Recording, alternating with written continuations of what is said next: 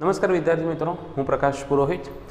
આજનો આપણો ટોપિક છે ધોરણ 11 સાયન્સ ફિઝિક્સનો પારિમાણિક સૂત્ર. તમે પારિમાણિક સૂત્ર કોને કહી શકો? તો પારિમાણિક સૂત્રની ઘણી બધી વ્યાખ્યા છે. તેમાંથી એક વ્યાખ્યા તમે એવું કહી શકો કે કોઈ પણ ભૌતિક રાશિના એકમ ને મૂળભૂત ભૌતિક રાશિના એકમો સ્વરૂપે દર્શાવવાની જે પદ્ધતિ ખરી અથવા તો એનાથી જે સૂત્ર બને તેને પારિમાણિક સૂત્ર કહે છે. એટલે કે આપેલ ભૌતિક રાશિને મૂળભૂત ભૌતિક રાશિ જે એસઆઈ એકમ પદ્ધતિની 7 મૂળભૂત ભૌતિક રાશિ છે તેમાંથી પારિમાણિક સૂત્રમાં આપણે 5 ભૌતિક રાશિનો ઉપયોગ કરશું. કે જ્યારે કોઈ પણ ભૌતિક રાશિનો એકમ હોય ની અંદર કિલોગ્રામ આવે તો કિલોગ્રામ શાનો એકમ છે? દળનો એકમ છે. દળને ઇંગ્લિશમાં કહેવાય માસ, એટલે કેપિટલ M મૂકવાનું. કેજીની 1 ઘાત હોય તો એમની 1 ઘાત, 2 ઘાત હોય તો 2 ઘાત, -1 ઘાત હોય તો -1 ઘાત. મીટર એ શાનો એકમ છે? લંબાઈનો. લંબાઈને ઇંગ્લિશમાં કહેવાય લેન્થ, એટલે એના માટે આવે કેપિટલ M. એકમમાં જેટલી વાર M હોય એટલી વાર L લખવાના છે. સેકન્ડ શાનો એકમ છે? સમય. સમયને ઇંગ્લિશમાં કહેવાય ટાઈમ, એટલે S ની જગ્યાએ શું લખવાનું છે? T. તે જ પ્રમાણે એમ્પિયર વિદ્યુત પ્રવાહનો એકમ માટે એમ્પિયર અને તાપમાનનો એકમ કેલ્વિન માટે કેલ્વિન. આ 5નો મેક્સિમમ આપણે ઉપયોગ કરવાનો છે 11-12 ની અંદર. ઉદાહરણ દ્વારા સમજીએ કે પારિમાણિક સૂત્ર કેવી રીતે બને. ધારો કે કોઈ પદાર્થનો વેગ v નો એકમ ખબર છે મીટર પર સેકન્ડ, તો વેગનું પારિમાણિક સૂત્ર બનાવો તો એને આ રીતે બોક્સમાં લખવાનું છે. મીટર એટલે મીટર માટે શું આવશે? L, એટલે અહીંયા L લખીશ. સેકન્ડ માટે શું આવશે? T, એટલે T લખીશ. મીટરની 1 ઘાત હતી એટલે L ની 1 ઘાત. સેકન્ડ એક વાર છે એટલે T ની 1 ઘાત. તો L ની 1 ઘાત, T ની 1 ઘાત, ઉપર જાય તો -1 ઘાત. M નથી તો M ની 0 ઘાત. તો આ પ્રમાણે વેગનું પારિમાણિક સૂત્ર બનશે. તે જ પ્રમાણે બીજી ભૌતિક રાશિનો ઘનતા ઘનતા બરાબર દળ ભાગ્યા કદ. એના પરથી ઘનતાનો એકમ આવશે કેજી પર મીટર ક્યુબ. ઓકે, તો ઘનતાનું પારિમાણિક સૂત્ર શું બનશે? કેજી માટે શું લખવું? M ની 1 ઘાત. મીટર માટે શું આવશે? L. M ની કેટલી ઘાત છે? 3 ઘાત. તો અહીંયા કેટલી ઘાત આવશે? 3 ઘાત.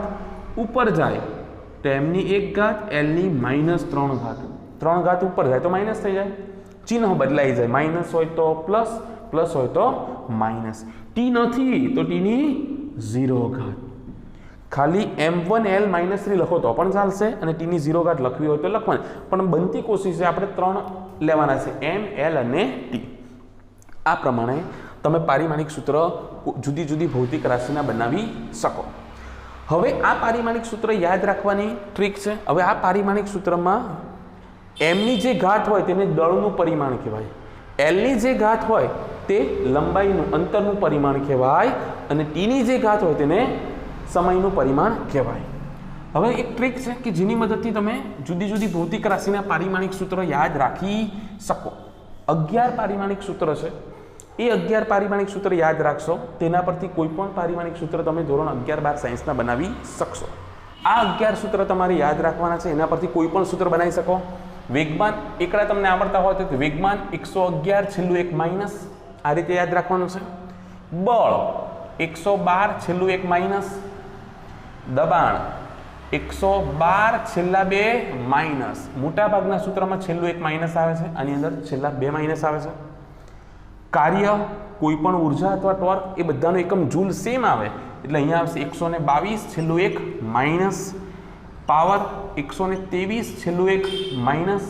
ટાઈમ લિમિટ છે મારી પાસે 5 મિનિટની, એટલા માટે હું વિડીયો થોડો ફાસ્ટ બનાવું છું. ચુંબકીય ક્ષેત્ર, વિદ્યુત ક્ષેત્ર 10 21 છેલ્લા 2 માઇનસ. 10 ની જગ્યાએ 11 કરી દો, 21 ની જગ્યાએ 31 કરી દો, છેલ્લા 2 માઇનસ. આ કેવી રીતે કરવાનું છે હું સમજાવીશ. વિદ્યુત સ્થિતિમાન 12 31 છેલ્લા 2 માઇનસ, 12 32 છેલ્લા 2 માઇનસ, 12 42 પહેલા 2 માઇનસ. અને પછી વિદ્યુતભારનું આ રીતે સૂત્ર છે. એ કેવી રીતે આવશે તે જોશું. હવે આની અંદર તમારે પેરમાં યાદ રાખવા પડશે પારિમાણિક સૂત્ર. કેવી રીતે યાદ રાખશો પેરમાં? કે પહેલા 3 સૂત્ર યાદ રાખો, 111 112 વાળા, 122 23 સાથે યાદ રાખો, આ બે સાથે યાદ રાખો, આ 3 સાથે યાદ રાખો. તો હવે અહીંયા જ્યારે જ્યારે 3 જ અંક આવે ત્યારે તમારે MLT લખવાનું છે. 111 છેલ્લું એક માઇનસ 3 અંક છે MLT, 112 છેલ્લું એક માઇનસ MLT, 112 છેલ્લા બે માઇનસ, અહીંયા MLT 123 છેલ્લું એક માઇનસ, સોરી 122 છેલ્લું એક માઇનસ, અને પાવર MLT 123 છેલ્લું એક માઇનસ. જ્યારે 4 અંક આવે, 3 અંક માટે MLT અને 4 અંક માટે MLTA લેવાના છે, તો 10 21 છેલ્લા બે માઇનસ, MLTA 11 31 છેલ્લા બે માઇનસ, MLTA 12 31 છેલ્લા બે માઇનસ, MLTA 12 32 છેલ્લા બે માઇનસ, MLTA 12 42 પહેલા બે માઇનસ. અને વિદ્યુત ભાર માટે A1 T1 અથવા Q⁻1 તમારે આ ક્રમમાં ભૌતિક રાશિઓ યાદ રાખવી પડશે. એના પરથી આ તો ક્રમમાં છે, 111 112 વાળા બે છે, 123 122 23, ત્યાર પછી 4 અંક વાળા ચાલુ થાય, 10 21, 10 ની જગ્યાએ 11 કરી દો, 21 ની જગ્યાએ 31 કરી દો. આની અંદર કન્ફ્યુઝન થાય કે બી પહેલા આવે કે ઈ. ABCD માં પહેલા બી આવે પછી ઈ આવે, એટલે પહેલું નાનું સૂત્ર ચુંબકીય ક્ષેત્રનું, મોટું સૂત્ર વિદ્યુત ક્ષેત્રનું. આ 3 ભૌતિક રાશિ VRC એના એક જેવા છે, 12 31 32 અને 42, અને છેલ્લું અપવાદ છે. આમાંથી આ જે પહેલા 5 સૂત્ર ખરા તે તમારા 11મા ધોરણમાં યુઝ થશે, અને બાકીના સૂત્ર ખરા તે 12મા ધોરણમાં યુઝ થશે.